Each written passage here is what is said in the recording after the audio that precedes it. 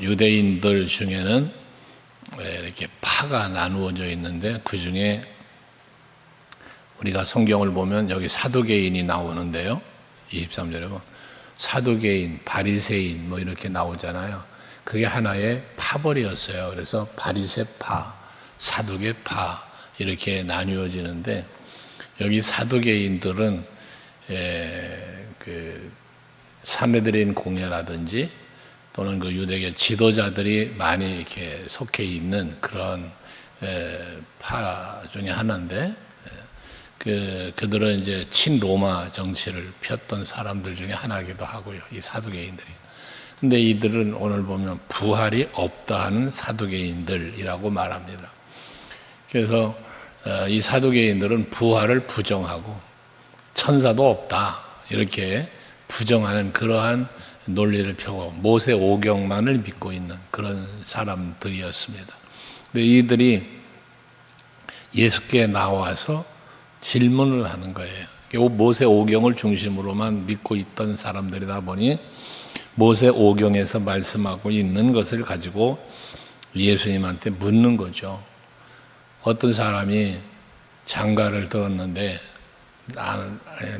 남자가 죽었어요. 근데 모세 율법에 보면 결혼을 했는데 아이가 없이 남자가 죽으면 그 여인에게로 인하여 그 남자의 기업을, 후손을 끊어지지 않도록 하기 위해서 그 동생이 이 여인과 함께 동침을 하고, 그래서 거기서 낳은 아이가 그 죽은 남자의 혈통을 이어가도록 하는, 그게 이제 모세의 율법이었다는 거죠.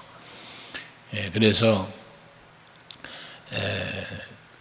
여기 이제 이 사두개인들이 질문하는 거는 7 형제가 있는데 마지가 죽었는데 둘째 동생하고 이 여인이 또 결혼을 하고, 근데 둘째도 죽고 셋째도 죽고 7이 다 죽었다는 거예요. 그리고 여자도 죽었다는 거예요.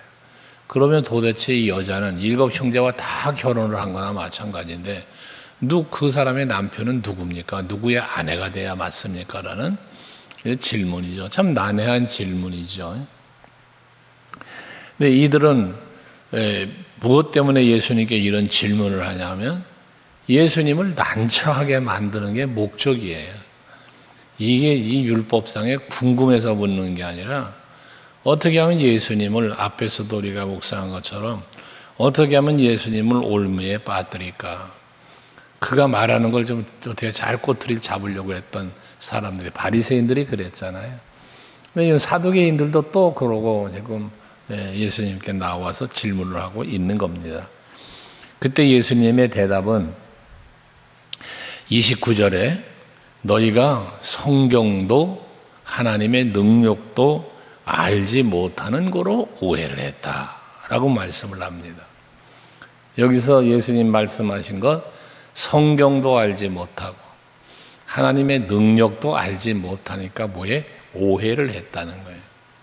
그러니까 우리가 성경을 이렇게 듣고 배우고 읽고 하는 과정 속에서 때로는 문맥상에 이해가 안 되는 부분들이 있을 수 있어요. 성경을 여러분들이 읽다 보다 말씀을 듣다가 보아도 이때에 그 이해되지 않는 부분들, 뭔가 잘 해석되지 않는 부분들은 너무 억지로 해석하고 억지로 이해하려고 덤벼들다 보면 오해의 소지, 잘못된 해석과 잘못된 이해가 올 수 있다는 거예요. 그래서 늘 말씀을 읽고 듣고 배우는 일에 전념을 해야 된다는 이야기인데, 어쨌거나 이들은 예수님의, 그들의 질문을 들은 예수님의 대답은 성경도 모르고 하나님의 능력도 몰랐다는 거죠. 우리는 신앙생활 하시면서 여러분이 하나님의 말씀을 잘 알아야 그 말씀을 아는 만큼 여러분의 믿음은 자라는 거예요. 그리고 그 말씀을 여러분들이 자꾸 듣고 배우면서 이 말씀을 알게 되고 믿게 될 때 하나님의 능력도 알고 믿게 되는 거죠. 천지를 창조하신 것부터 시작해서 모든 만물을 섭리하시고 이스라엘 백성들 온 인류의 역사를 주관하시는 분이 하나님이시잖아요. 그래서 우리가 생사화복을 주관하시는 일을 하나님이시라고 고백을 하는 거 아닙니까? 이게 하나님의 능력을 알기 때문에 그런 고백도 하고, 또 그런 하나님의 능력을 아니까, 언약의 말씀을 아니까 그 말씀을 믿고 그 하나님의 능력을 믿고 기도도 하고 하나님을 의지하기도 하는 거 아니겠어요? 그런데 이들은 그걸 몰랐다는 거예요. 그러니까 이런 질문이나 하고 예수님을 어떻게든지 곤란하게 만들려고 하는 이런 일을 했다는 거죠. 이 무지함에 대한 이야기예요. 무지함. 그럴 때 그 알지도 못하고 오해한다고 말하면서 30절에 보면 부활 때에는 이 말이 뭡니까? 부활 때는 예수님의 재림이 이루어지고 하나님의 나라가 이루어지는 걸 말하는 거죠. 그때가 되면 장가가는 일도 필요 없고 시집가는 일도 필요 없고 다 하늘의 천사같이 된다라고 말하고 있어요. 우리가 세상 사는 동안에 육체로 살죠. 그러나 이 세상을 떠나가는 날, 내 육신의 장막을 벗는 날, 죽는 날이죠. 육신이 죽는 날. 우리는 영의 사람으로 하나님 나라에 이르르는 거거든요. 거기에는 육체적 관계로 사는 게 아니라 영적 관계로 살아가는 세상이 하나님의 나라잖아요. 그러니까 우리가 부활 후에도 마찬가지예요. 부활이 있은 후에는 하나님과 교제하며 하나님의 앞에서 하나님의 나라를 누리고 사는 거지, 이 땅에서처럼 그런 인간 관계에 매여 세상 환경에 매여 사는 나라가 아니라는 겁니다. 그러니까 부활 후에는 장가도 가지 않고 시집도 가지 않는다는 말씀을 하는 거거든요. 인간적 관계가 아니라는 거예요. 그러시면서 32절에 보면 아브라함의 하나님, 이삭의 하나님, 야곱의 하나님을 성경은 수없이 말하잖아요. 그럼 여기서 말하는 이 아브라함과 이삭과 야곱의 하나님을 말씀하는 것은 땅에서 언약하셨던 그 육체적 아브라함, 육체의 이삭, 육체의 야곱의 하나님이라는 개념이 아니고 언약의 하나님을 말씀하는 거죠. 하나님과의 관계를 말하는 거지, 그들이 살아있을 때의 육체적 삶의 육체적인 관계에서의 하나님을 말하는 게 아니라는 말씀입니다. 그러면서 하신 말씀이 하나님은 죽은 자의 하나님이 아니고 산 자의 하나님이라고 그러잖아요. 여기서 죽은 자와 산 자는 뭘 말하느냐? 죽은 자는 육에 속한 자요, 살아있는 자는 영에 속한 자를 말하는 거거든요. 영에 속했다는 것도 하나님의 영, 성령에 사로잡혔고 구원받고 거듭났고 영생 얻은 이것을 말하는 거죠. 그러니까 하나님은 육체의 세상에 매여 있는, 하나님을 알지 못하고 앞에서 성경도 알지 못하고 하나님의 능력도 알지 못하는 자들의 하나님이 아니라 살아있는 자, 영생에 이르르는 자들의 하나님이라는 말씀을 하고 있는 겁니다. 그래서 오늘 우리들의 하나님, 저와 여러분의 하나님도 살아계신 하나님의 그 고백을 하는 거잖아요. 하나님이 살아계신다. 누가 살아계신 하나님을 바라볼 수 있고 누가 살아계신 하나님과 관계를 맺을 수 있어요? 살아있는 자가 그런 거예요. 그래서 예수께서 하신 일이 뭡니까? 허물과 죄로 인하여 죽었던 너희를 살리셨다. 그러니까 우리 이 살아날 수 있는 건 어떻게 살아나요? 예수 그리스도를 믿음으로요. 에베소서 2장에 말씀하는 내용이잖아요. 그 에베소서 2장 1절에 허물과 죄로 인하여 죽었던 너희를 살렸다는 말씀을 하고, 그리고 그 살아날 수 있게 되어진 이유가 무엇이냐? 예수가 그리스도이심을 믿는 믿음이다. 근데 그 믿음은 하나님이 우리에게 주신 은혜라는 선물이다라는 것이잖아요. 그러므로 하나님은 살아있는 자의 하나님이라고 하는 그 살아있는 자는 구원받은 자, 태감을 입은 자, 그 십자가의 보혈의 은혜와 사랑을 입은 자를 말씀하는 거죠. 그래서 새 생명을 예수로 말미암아 우리를 얻은 거듭난 자들이니까요. 그걸 말씀하는 거예요. 그러니까 이런 가르침을 듣고는 무리가 듣고 그 가르침에 놀랐다는 거예요. 사두개인들이 놀랐다는 거거든요.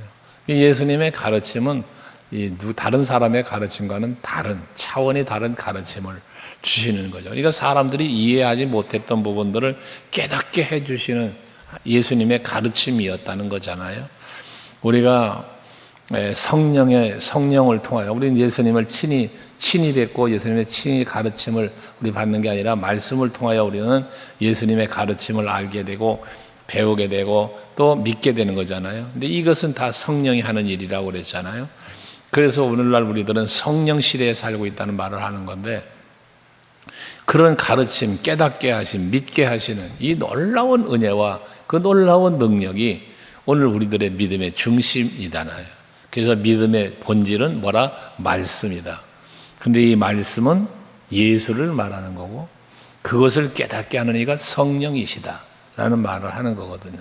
여러분들이 바로 이 삼위 하나님이 하시는 일과 또 그 모든 말씀과 그 속에 담겨 있는 모든 의미와 이런 것들을 잘 깨달아 알면서 또 잘 믿을 수 있는 여러분들이 되시기를 바랍니다. 이렇게 사두개인들의 질문에 예수님의 가르침 앞에 저들이 아무 할 말도 잃었다는 소식을 바리새인들이 듣습니다. 사두개인들이 예수님 앞에 질문을 하고 그랬는데 아무 말도 못했대. 예수님의 가르침에 아주 그랬대. 이 소리를 바리새인들이 듣는 거예요. 저들로 하여금 반론을 못하게 만들었다는 이야기를 바리새인들이 듣고는 34절 이하에 보면은 바리새인들이 모여서 35절 그 중에 한 율법사가 예수를 시험하여 묻되 그랬어요.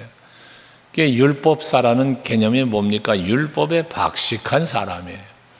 율법에 대하여 잘 아는 바리새인을 말하는 거예요. 이 바리새인 중에 한 율법사가, 율법에 뛰어난 사람이 예수님을 시험하려고 물어본다는 거예요. 시험을 하려고. 이 시험한다는 건 뭘 말하는 거예요?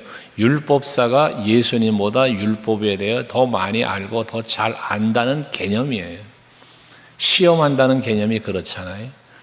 그러면서 예수님 앞에 물어본 질문의 내용이 율법 중에서 어느 계명이 큽니까? 라고 물어요. 선생이요 라고 말하면서 랍비요 라고 하는 거죠. 그러니까 예수님을 선지자 중에 한 사람이라고 보는 거예요. 율법을 알고 있는 율법사 입장에서는 율법사 정도의 어떤 사람으로 그냥 판단하고 있다는 것이죠. 그러면서 계명에 대한 질문을 하는 거예요. 어느 계명이 큽니까? 이 사람이 묻는 질문은 10계명을 말하는 거예요. 10계명 중에 어떤 계명이 가장 큰 계명이냐를 묻는 것이죠. 여러분들이 생각할 때 10계명 중에 가장 큰 계명이 무엇이라고 생각합니까? 이 계명에 대한 잘못된 오해를 하면 그 잘못된 오해가 하나님의 뜻을 저버리게 되고 하나님의 말씀에 대한 본질을 왜곡하게 되는 거예요. 그래서 그 잘못된 판단 때문에 사람을 정죄도 하고 판단도 하고 그러는 거거든요. 또 여기서 이단도 나오고 이러는 거예요. 예수님의 대답은 어느 한 계명도 이것이 첫 계명이다, 두 번째 계명이다라고 10계명을 놓고 말씀하지 않고 사랑으로 말씀을 하고 있는 대답이 사랑으로 대답을 하시잖아요. 왜 이런 사랑으로 대답을 하시는가? 계명의 본질이 사랑이기 때문에 그런 거예요. 하나님이 우리에게 주신 모든 말씀은 다 사랑을 이야기하는 거예요. 사랑을. 이 성경 속에 담겨 있는 모든 것이 사랑이에요. 하나님께서 우리를 향한 사랑, 우리들이 하나님을 향한 사랑, 또 우리 서로 간의 사랑, 성경은 이 사랑을 다루고 있는 거거든요. 그러니까 예수님은 우상을 섬기지 말아라, 만들지 말아라, 이런 10계명에 나열되어 있는 그것들을 1계명이 큰 계명이다, 2계명이 두 번째다, 3계명이 세 번째, 이런 논리적 개념이 아니라는 거죠. 그러시면서 주신 말씀이 너는 마음을 다하고 목숨을 다하고 뜻을 다하여 주 너의 하나님을 사랑하라 했다. 하나님을 향한 사랑, 이것이 첫째 되는 계명이라고 말씀을 해요. 그리고 둘째 되는 계명은 내 이웃을 내 자신같이 사랑하라 하셨으니 그게 둘째 되는 계명이며 또 이것이 율법과 온 율법과 선지자의 강령이다라고 말씀을 합니다. 그러니까 결국 계명은 율법은 하나님이 왜 주셨는가? 지키라고 주신 거죠. 지키라고. 모세를 통하여 주신 계명, 통하여 주신 율법, 오늘날 성령의 감동으로 기록한 말씀들을 우리에게 주신 목적이 뭐냐? 말씀을 지켜 행하라고 주신 거잖아요. 그래서 디모데후서 3장 16절, 17절 말씀하는 것처럼 이 성경을 통해서 우리에게 교훈을 주시고 책망도 하시고 바르게 하시고 의로 교육하려고 주신 말씀이라는 거잖아요. 그래서 이 말씀을 통해서 우리 믿는 사람들, 택함받은 성도들이 하나님의 사람으로 온전해지도록, 그리고 모든 선한 일, 즉 하나님이 원하시고 하나님이 뜻하시는 일을 이루어가게 하시려고 이 말씀을 주셨다라고 말씀하시잖아요. 그러니까 지켜 행하라고. 그 지켜 행할 때 그 지켜 행함이 하나님의 기쁨이요 하나님의 뜻이라는 사실을 말씀해 주고 있는 거잖아요. 그런데 하나님의 바라는 뜻이 뭐냐?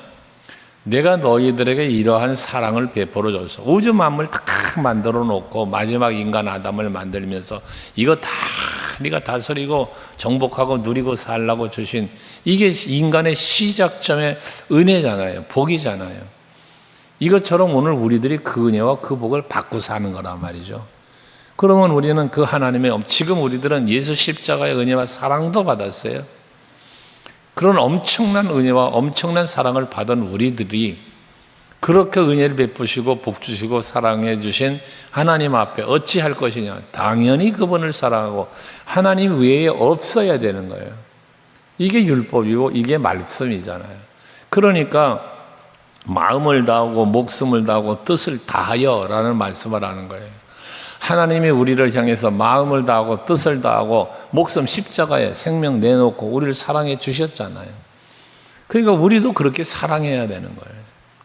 이것을 하나님은 첫째 되는 계명이라고 말씀해요. 이게 하나님과의 관계를 이야기하는 거죠. 하나님과의 관계.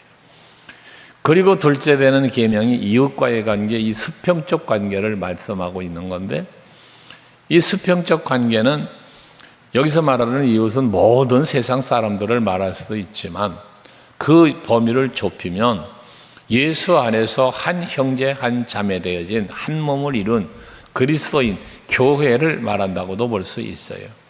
그러니까 우리가, 제가 늘 말하지만 교회는 머리가 예수시다. 그래서 우리 성도는 그 지체다. 그래서 우리는 하나여야 한다라는 이야기를 수없이 하잖아요. 그렇게 예수 안에 하나 되어진 교회가, 우리 성도들이 서로 사랑하는 것은 마땅한 것이라는 거예요. 이게 둘째 계명이에요. 첫째는 하나님과의 관계, 둘째는 인간과의 관계를 사랑으로 만들어 가라는 말씀을 하고 있다는 것입니다. 그런 개념에서 이 바리새인 율법사의 질문은, 이들의 의도는 뭐예요? 벌써 잘못되어 있잖아요. 메시아 예수께 향한 저들의 마음이 잘못되어 있고, 또 어떻게 하면 이 사람을 죽일까 하는 이런 형제 이웃에 대한 인간의 예수님을 바라볼 때도 그렇다고 말해요. 이 모든 게 잘못되었다는 거죠. 그래서 그런 바리새인 중에 율법사의 질문에 대답을 하시고는 바리새인들이 이제 모여 있는데 예수님이 가서 그들에게 묻는 거예요. 너희들이 그리스도에 대해서 어떻게 생각하냐? 여기 그리스도라는 말은 메시아예요. 그러니까 이들은 그리스도 메시아를 기다리는 사람들이잖아요. 그리고 그 메시아와 그리스도를 백성들에게 가르치는 사람들이잖아요. 율법사들이. 그런데 너희들의 생각이 어떠냐고 물어보면서 누구의 자손이냐라고 물으니 다윗의 자손입니다 라고 이야기를 합니다. 여기서 이들이 생각하는 다윗의 자손은 뭘 말하는 거예요? 그리스도는 다윗의 자손이라는 이유는 다윗의 그 혈통, 거기서 메시아가 나오는 그 영원한 계보를 이들은 알고 있기 때문에 그 이야기를 한 거잖아요. 그러나 예수님께서 말씀하시는 것은 무엇을 의미합니까?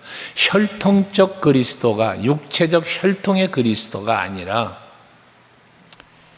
영적인 관계 속에서의 만물의 주가 되시고 이 육체와 세상을 다스리시고 창조하시고 다스리시고 구원하실 주, 이 그리스도를 예수님은 질문하고 있는데 저들의 답은 혈통적인 예수로만, 그리스도로만 알고 있고 말하고 있다는 것이거든요.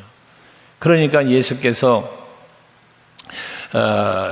시편에 있는 말씀을 들어서 다윗이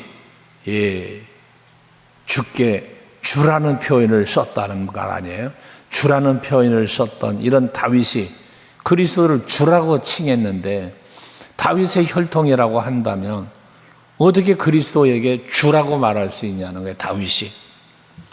그러니까 다윗의 자손, 혈통적인 그러한 그리스도가 아니라는 사실을 말하는 거죠. 그러니까 그리스도는 육체의 혈통적 그리스도가 아니라 인류의 창조자요, 섭리자요, 또한 구원자이신 그리스도잖아요. 구원자이 그리스도가. 그러니까 이런 부분들을 예수께서 질문하며 말씀하시니까 아무도 그러한 예수님의 가르침의 46절에 보면 한마디도 능히 대답하는 자가 없고 그날부터 감히 그에게 묻는 자도 없더라. 자기들이 알고 있는 지식이나 자기들이 판단하고 생각하고 있는 것을 초월한 예수님의 영성 지식, 지혜 지식을 한마디도 묻는 자가 없더니 대답하는 자가 없다잖아요. 왜? 대답할 능력이 저들에게 없다는 거죠. 여러분, 우리는 그래서 제가 여러분에게 늘 말씀하는 것 중에 하나가 뭐예요? 하나님의 말씀이 선포되면 아멘으로 받아라. 의심하지 말고 분석하려고 하지 말고 하나님의 말씀은 성령의 감독으로 기록된 거니까 이건 하나님 말씀이니까 성령에 의해서 우리에게 주어진 말씀이니까 어떠한 말씀이든지 선포될 때 읽을 때에 아멘, 아멘으로 받으시라는 거예요. 그리고 그 아멘대로 살려고 힘쓰라는 거예요. 그러면 그것이 가장 하나님이 기뻐하는 것이고 그게 하나님의 뜻을 이루는 것이고요. 오늘도 하루를 사시면서 살아계신 하나님을 믿으시고 그 하나님이 일하시는 섭리를 또 발견도 하시고 항상 모든 말씀을 통하여 우리에게 일하시는 분임을 또한 믿으시면서 더 말씀을 가까이 하고 또 하나님을 바라보고 따르는 여러분들이 되실 수 있기를 바랍니다. 기도하시겠습니다.